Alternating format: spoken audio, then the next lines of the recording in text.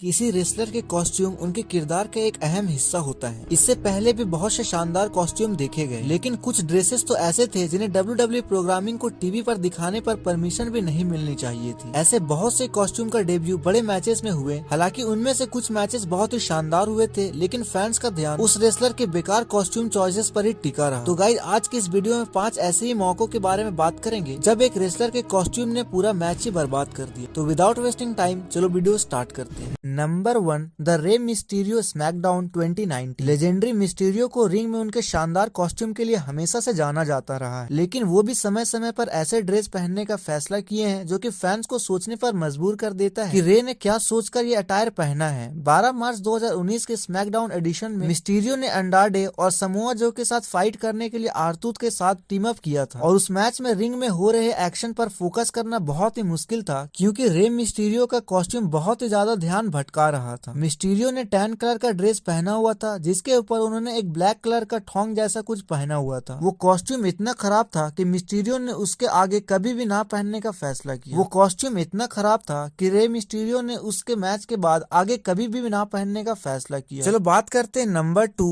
The Undertaker survivor series 2000 की survivor series Undertaker के लिए बहुत स्पेशल रात थी, क्योंकि इस इवेंट में उनके WWE कैरियर के 10 साल पूरे हो रहे थे। उसी पेपर व्यू में अंडरटेकर कर्ट एंगल को उन्हें WWE टाइटल के लिए चुनौती दे रहे थे, और उसे मजेदार और यादगार बनाने के लिए अंडरटेकर ने उस इवेंट में अपने इस पैंट को पहना, जो कि बिना किसी शक के उनका आज तक का सबसे खराब और बकवास कॉस्ट्यूम है। जो पैंट्स उन्होंने पहनी थी वो सांप के स्किन से इंस्पायर थी, और वो इतनी बेकार थी कि उनके फैंस को ये लगने लगा था कि डेडमैन ने अपना लगेज कहीं खो दिया है, और फैंस तो इस बात पर इतना यकीन कर लिया था कि अंडरटेकर का ओरिजिनल अटायर चॉइस नहीं थी। और यहाँ तक कि ये अफवाह फैल गई थी कि द गॉडफादर ने उन्हें उस इवेंट के लिए अपना कॉस्ट्यूम उधार पर दी थी, लेकिन कुछ सालों बाद खुद गॉडफादर इस बात को खारिज कर देते हैं और कहते हैं कि डेडमन खुद ही अपने एक कॉस्ट्यूम की शुरुआत करके कुछ स्पेशल करना चाह रहे थे, और WWE में अपने 10 साल होने के सेलिब्रेट करना चाह रहे थे। फिर भी ना जाने अंडरटेकर क्या ही सोच रहे थे। Number 3, Shawn Michael Survivor Series 2002। सबसे पहला एलिमिनेशन मैच 2002 की सर्वाइवर सीरीज में खेला गया था। हालांकि उस मैच के बहुत ही ज्यादा प्यार मिला था, और वो बेशक रूथलेस एग्रेशन एरा का बहुत ही अहम मैच था, लेकिन उस मैच में एक बहुत ही बड़ा डिस्ट्रैक्शन था, जो कि था शॉन माइकल्स के टाइट्स। HBK ने उस दिन ब्राउन कलर के टाइट्स पहनने का फैसला किया, जो कि आंखों में चुभ रहे थे। जैसा कि रॉ वेंडम के साथ हुए मैच में उनके अटायर के बारे में बात करते हुए हमने देखा, वैसे ही शायद HBK का अटायर इस मैच के लिए भी रेडी नहीं था, और शायद इसीलिए उन्हें ब्राउन कलर के गियर पहनने के लिए मजबूर होना पड़ा। चलो बात करते हैं number 4, triple H summer slam 2003। Guys, 2003 के समर स्लैम के लिए ओरिजिनल प्लान तो ये थे कि गोल्डबर्ग ट्रिपल एच को वर्ल्ड टाइटल के लिए चैलेंज करेंगे। WWE ने इस मैच की बहुत ही ज्यादा मार्केटिंग भी करी थी, लेकिन जब गेम को एक सीरियस टॉइन इंजरी हो गई, तब WWE के एक दूसरी मैच की तरफ जाना पड़ा। ट्रिपल एच अभी भी समर स्लैम का हिस्सा रहने वाले थे, लेकिन अब वो मैच एक एलिमिनेशन चैम्बर मैच हो गया था, जिसमें the game, Goldberg, Randy Orton, Kevin Nash और क्रिस जेरिको और शॉन माइकल जैसे रेसलर भी शामिल थे। अपनी इंजरी की वजह से द गेम को एक नया अटायर पहनना पड़ा, क्योंकि उनके पुराने ट्रंक्स उनको इतना सपोर्ट नहीं दे सकते थे जितना उन्हें मैच में लड़ने के लिए चाहिए था। ट्रिपल एच ने जो पहना था वो असल में एक बाइकर के शॉर्ट्स थे, पर वो इतने अजीब लग रहे थे कि उस मैच में गेम के ड्रेस पर सवाल उठाए बिना उस मैच को देखना नामुमकिन हो गया था। द गेम की चोट को गंभीरता में देखते हुए उन्होंने वो शॉर्ट्स आगे भी कई हफ्तों तक पहनी। भले ही वो शॉर्ट्स बहुत ही ज्यादा अजीब लग रहे थे, लेकिन फिर भी इस WWE लेजेंड की तारीफ करनी होगी कि उन्होंने बिना एक भी दिन का आराम लिए इतनी गंभीर चोट के बावजूद भी रेसलिंग करी। नंबर 5, बैटिस्टा पे बैक 2014। जब ट्रिपल एच, रैंडी ऑर्टन और बैटिस्टा का टीम इवोल्यूशन का सामना 2014 के पेबैक इवेंट में शील्ड से होना था, तब इवोल्यूशन के सारे मेंबर्स ने एक साधारण से ब्लैक कॉस्ट्यूम के साथ जाना पसंद किया। इसमें बैटिस्टा थोड़े अलग थे, जिन्होंने एक पूरा ब्लू अटायर पहनने का फैसला किया। ये लुक बहुत ही ज्यादा ध्यान भटकाने वाला था, और हालांकि ये मैच बहुत ही शानदार था, लेकिन फिर भी सबका ध्यान बैटिस्टा पर ही था, और थोड़े ही समय में पूरी दुनिया में ब्लू टिस्टा ट्रेंड करने लगा। बैटिस्टा के ब्लू कॉस्ट्यूम को जो मजाक बनाया गया वो उन्हें बिल्कुल भी अच्छा नहीं लगा, और उन्होंने उन सभी फैंस को ट्विटर पर जवाब दिया जो कि उनके कॉस्ट्यूम पर हंस रहे थे। 6 लोग जंग लड़ने जाते हैं और एक दूसरे को बुरी तरह मारते हैं, और जीनियस रेसलिंग फैंस को क्या दिखा, बैटिस्टा ने ब्लू कपड़ा पहना है, कैसे लूजर है। मैच के 5 साल बाद भी बैटिस्टा को उस मैच में हंसने जैसा कुछ भी नहीं लगता, क्योंकि उन्होंने ट्विटर पर फिर से पोस्ट किया, 6 बंदे अपनी सेहत दांव पर लगाकर एक खतरनाक मैच में लड़ते हैं। 3 लोग अपनी सक्सेस का इस्तेमाल करके 3 नए लोगों को भी बड़ा स्टार बनाना चाहते हैं। यही एक बड़ा प्रोग्राम का फिनेले है। ज्यादा समझदार रेसलर फैंस यही फोकस करते हैं कि बटिस्टा ने ब्लू पहना है और ब्लूटिस्टा चिल्लाने लगते हैं और सबको यही बात याद रहती है। सच में कितनी दुख की बात है।